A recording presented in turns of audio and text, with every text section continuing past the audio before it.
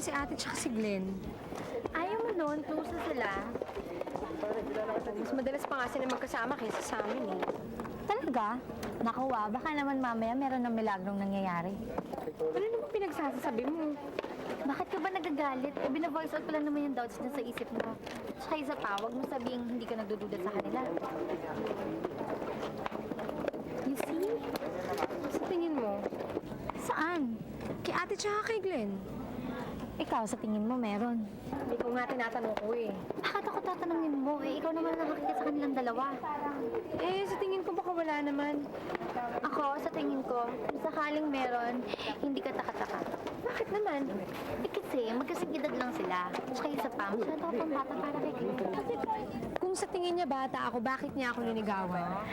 Siguro, nung una, gusto ka niya. Tapos, posible naman nagkagusto siya sa ate mo. Eventually, tapos yung ate mo naman nagkagusto sa kanya. Basta hindi ako naniniwala. Hindi naman ako lulukoy ng ate ko, no? Jeannie, suit yourself.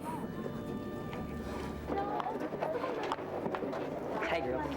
Hi, Mike. Oh, Jeannie, hi daw, sabi ni Mike. Hi. Pwede bang pakisabi sa kaibigan mo na hindi ko napapagulatan yung sarili ko. At pwede pakisabi na rin na bawas-bawasan niyo yung pagtatarin. Pakibigay na rin. Oh, Jeannie, sabi ni Narinig Mike. ka, narinig ko. Thank you, Mike. Hindi ka nga muna sandali. Aliwin mo muna ako. Bakit? May problema? Si Glenn eh. Si Tanda! O bakit? Talaga namang matanda yun, diba? Ay nako, bahala ka sa buhay mo. Hay nako, alam nyo, kayong dalawa, bagay kayo eh. Sa tingin ko, kayo magkakatuluyan. Kaya kung ako sa'yo, sundan mo na siya dun sa horror house at baka doon pa kayo magkatuluyan. Sige na.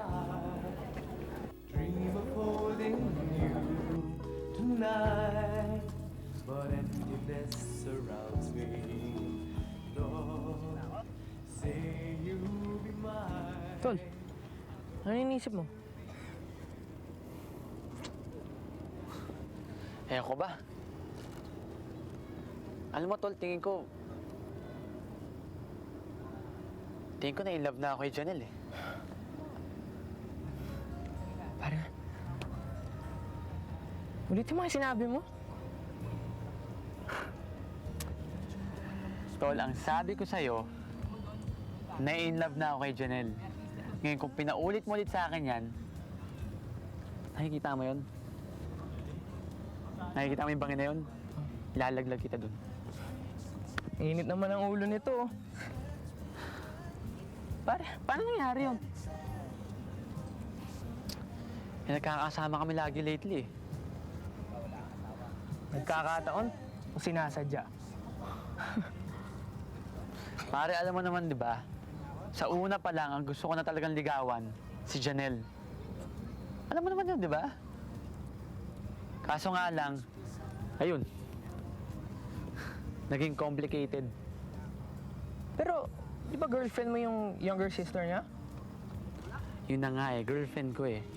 Pero kaya ako lang naman niligawan si Chini. Dahil gusto ko lang gantihan yung Janelle na yan. O anong gagawin mo ngayon?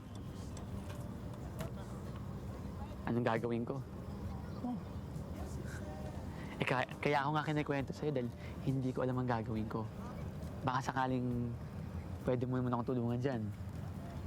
Pare, actually you have several choices eh. 1. Splitan mo muna si Chini, tsaka mo ligawan si Janelle. Pero magagalit si Janelle. 2. Sabihin mo kay Janelle, na kaya mo niligawan si Chini para lang gumanti sa kanya. Pero again, magagalit na naman siya. Diba? Or 3, ligawan mo si Janelle without breaking up with Chini. Pero pag nalaman naman ni Janelle, edi magagalit na naman yun. Actually, I have 3 choices, pare. Pero pag nalaman niya, magagalit rin siya. So, what are you going to do about it?